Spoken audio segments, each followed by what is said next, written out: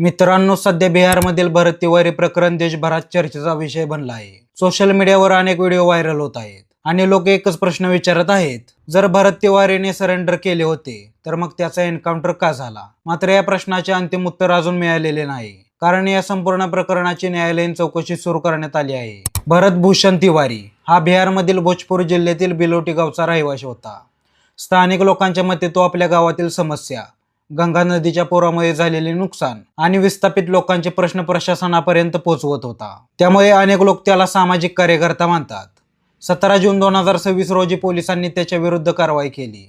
पोलिसांचा दावा आहे की भरत तिवारीकडे बेकायदेशीर पिस्तूल होते आणि त्याने पोलिसांवर गोळीबार केला. पोलिसांनी आत्मसंरक्षणासाठी प्रत्युत्तर दिले आणि त्यात तो जखमी झाला. नंतर उपचारादरम्यान त्याचा मृत्यू झाला. दुसरीकडे भरत तिवारीच्या कुटुंबियांचा दावा पूर्णपणे वेगळा आहे. त्यांच्या म्हणण्यानुसार भरतने पोलिसांसमोर शस्त्र खाली टाकून आत्मसमर्पण केले होते. सोशल मीडियावर व्हायरल झालेल्या काही व्हिडिओमध्ये तो पिस्तूल फेकताना दिसत असल्याचा दावा केला जात आहे.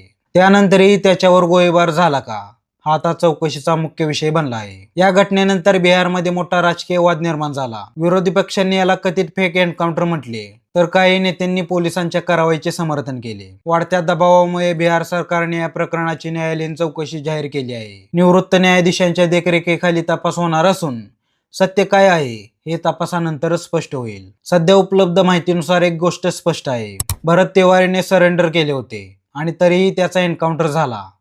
हा दावा कुटुंबीय आणि काही व्हिडिओच्या आधारे केला जात आहे. तर पोलिसांचे म्हणणे आहे की त्याने गोळीबार केल्यामुळे प्रत्युत्तर देण्यात आले.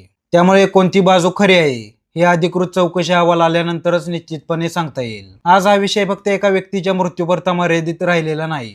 हा प्रश्न आहे कायदा, पोलिसांची कार्यपद्धती, नागरिकांचे अधिकार आणि न्यायव्यवस्थेवरील विश्वास यांचा. त्यामुळे संपूर्ण देशाचे लक्ष आता चौकशीच्या निकालाकडे लागले आहे. भरत तिवारी गुन्हेगार होता की सामाजिक कार्यकर्ता? त्याने खरंच सरेंडर केले होते की नाही आणि पोलिसांची कारवाई योग्य होती की चुकीची, याबाबत सध्या ठोस निष्कर्ष काढणे योग्य ठरणार नाही. न्यायालयीन चौकशीचा अहवाल आल्यानंतर संपूर्ण सत्य समोर येईल.